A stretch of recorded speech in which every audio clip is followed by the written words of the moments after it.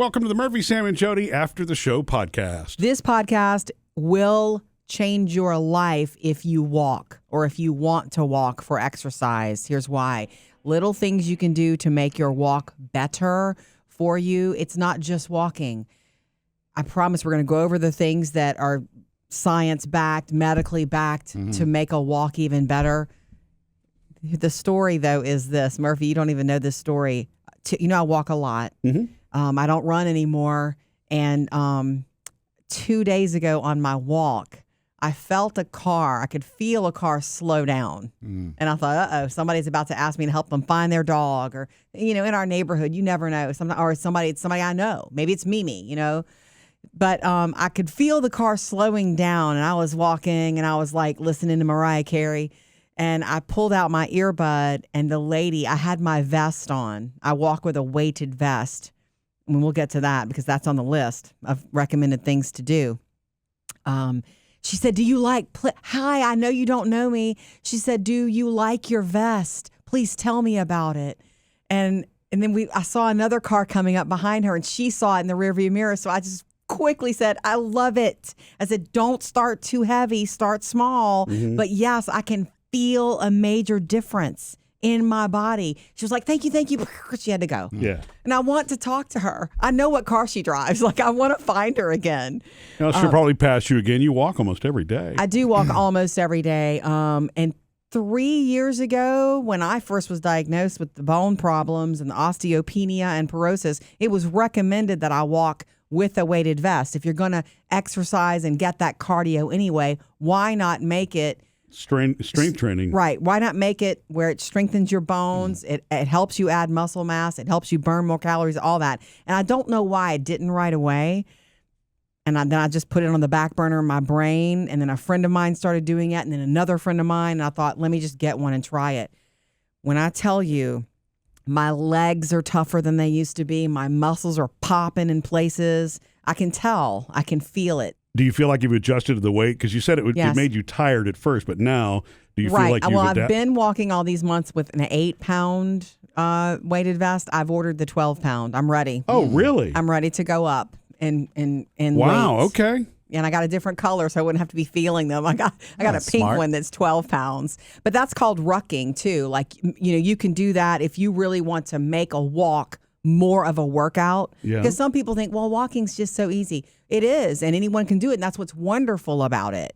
If you want to extend your life, strengthen your legs, walk so that you don't fall and injure yourself and end up in bed for weeks and months and things like that. But one of the ways to make a walk, just a walk, more of a workout and get benefits, it's called rucking, a loaded backpack. You don't have to even go hiking with that, although you can. There are many people who see major results from that. That's why they call them rucksacks. Oh, rucksack. Is that what they call them? No, that's what they're like the military one. That's a rucksack. And so they're purposely designed to like put weights inside of them? I just think that's the name of it. Yeah. So it's rucking, it just transferred over. Okay. And if you're an adventurous type person, it makes a lot of sense because you get to see a lot of nature that way. You're getting your exercise in, you're adding strength to it, all over body strength to it by just walking, but you get to see all the beautiful sights and you get your workout in. So rucking or adding a weighted vest. It's the kind of thing I'm guessing it has to be, though, the appropriate amount for you. You can get to a place where it like becomes counterproductive and becomes a strain. If you're walking around with a 25-pound vest on, nobody's recommending that. And, you know, if you don't know what to do, but you're interested, like the lady who pulled up beside me and asked me, you know, I said, start small. You have the option of a 4-pound, 6-pound, whatever, 6-pound, 8-pound, or 12. I said, this is 8. I would start small, but do it. Yeah. She said, you could tell she was excited. Do you like your vest? I was like, I love it. And I feel it all over. My legs are more toned than they used to be. My booty, all of it. And a regular walk is more cardio. Yeah. You get to a sweat more quickly. All of that.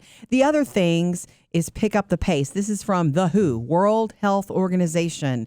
Don't just do a slow walk. Make sure it's brisk. Make sure it counts. More workout in less time means you can stay out there for an hour or you can go brisk for 20 and get more benefits. You know? Are you supposed to swing your arms too, or does that have any benefit? I don't know the answer to that, but to me, yes, you should swing your arms for momentum, for all those anything reasons. that adds cardio that's going to increase your heartbeat. Movement. Is probably, Right. And I think that's, you don't want to just kind of slump down. Here's another one that is beneficial for your health that's recommended. It's recommended for people with diabetes, Murph. Move after your meals. After you eat dinner or even lunch, that's the best time to get upright and go walk, even if it's 5-10 minutes, because you aid in your own digestion. And when you aid in your digestion, your blood sugar starts doing what it's supposed to. Your insulin starts doing what it's supposed to do, and you will feel better. You know, sometimes I guess if you eat late and you lay down, your body's like, whoa, what are you doing to me? Yeah. Well, that has become a little bit of a Thanksgiving tradition for me and you when we're visiting your cousin Crystal's. After the meal, we'll go out and just walk. And it's really it all works together like it should. Yeah. And the last piece of really good walking for exercise, I mean, there's a million things. I honorable mention, get really good shoes. I'm going to throw that out. Get really good shoes. Make sure they're comfortable. Go to a place where they fit you for good walking shoes if you plan to do this. Well, and you were the first person to teach me that shoes do wear out. And you don't think about that. Just because they still look great or whatever, they don't give the support that they should. Those and if you walk regularly, that's an important thing to keep updated. The materials break down. Yeah. They do break down. But the other thing is 1 minute burst of activity. If you want to go on a leisurely walk, do it. But every once in a while during the walk faster. 60 seconds even.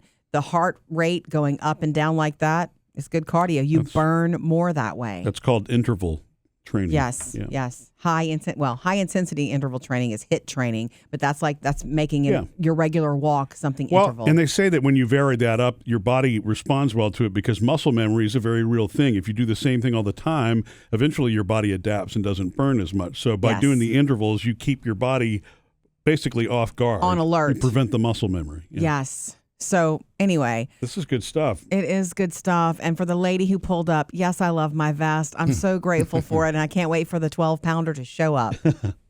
Missed any part of the show? Get it all on the Murphy, Sam, and Jodi podcast.